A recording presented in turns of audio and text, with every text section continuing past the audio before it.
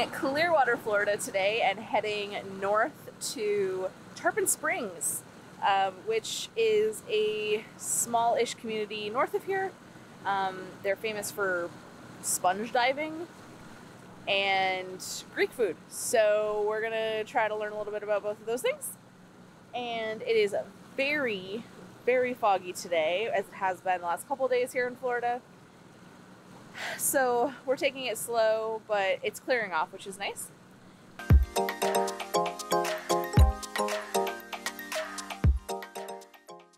It's not ideal conditions.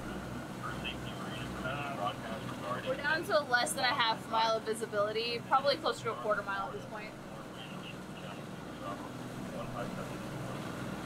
And we've got a bit of a swell that we're taking on the beam, which is making it a little rolly because there's not enough wind to keep the jib open. And yeah, just not ideal right now. You can't see it right now, but there's an island like right here that should block the swell coming off the Gulf once we get behind it. So it's not this set of markers, but the next one we should be in better shape.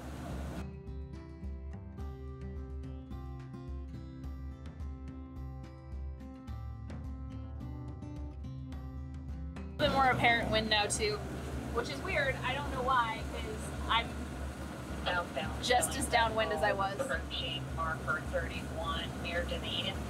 That's sailing vessel approaching marker 31 near Dunedin. Do you copy? Not us. I'm steering entirely by compass settings right now, like in what is not like open ocean. It's a little disconcerting to not have any visuals. And there's not even like, you can't even see like the sun.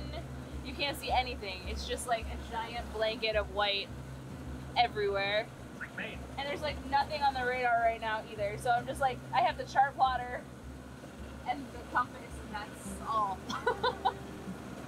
It wasn't this bad until about 20 minutes ago. Before we had about a mile of visibility, all of a sudden it closed in quickly. But it's not really, but we've got radar. We've got all the things you need to deal with fog.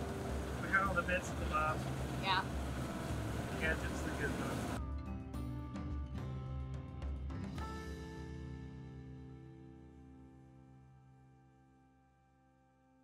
The fog did finally let up just as we were coming into the river.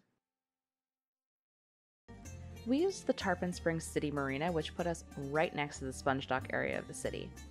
In the early 1900s, sponges were found to be plentiful on the west coast of Florida, and by 1905, many experienced Greek sponge divers immigrated to the area to take advantage of the growing industry.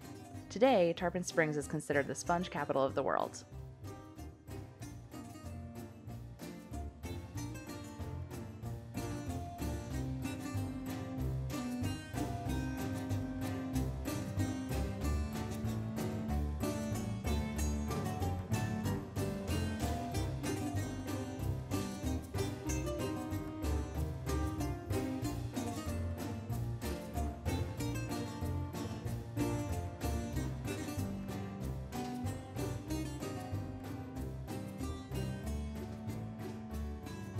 With Greek sponge divers came delicious Greek food.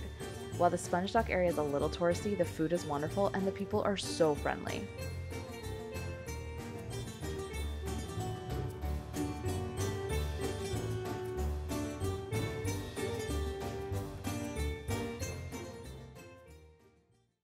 About to leave Tarpon Springs, and I have had a new idea for a little series that we're going to be doing on our vlogs. Since we get a lot of questions about marinas when we stay in them in the comments, I thought we'd start doing like speedy marina reviews. We might do the same thing with anchorages too, but we're going to do our very first one here.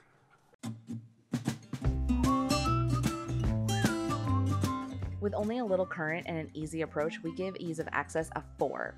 Only problem is it can be a little shallow at low tide. The docks get a 4 as well. Floating is a huge plus, but they were a little too short and wobbly to get a full 5. With both the sponge docks and historic downtown in walking distance and many shops and restaurants nearby, the location gets a 5.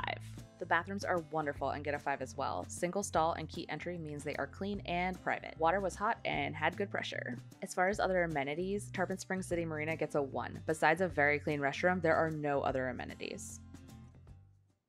We're waiting for tides because we are heading to Kalidesi State Park today, and it's going to be skinny to begin with. So we are having baklava as our last meal here in Tarpon Springs. So For breakfast. For breakfast. This is Andy's. So we will see everybody next time when we are at the state park.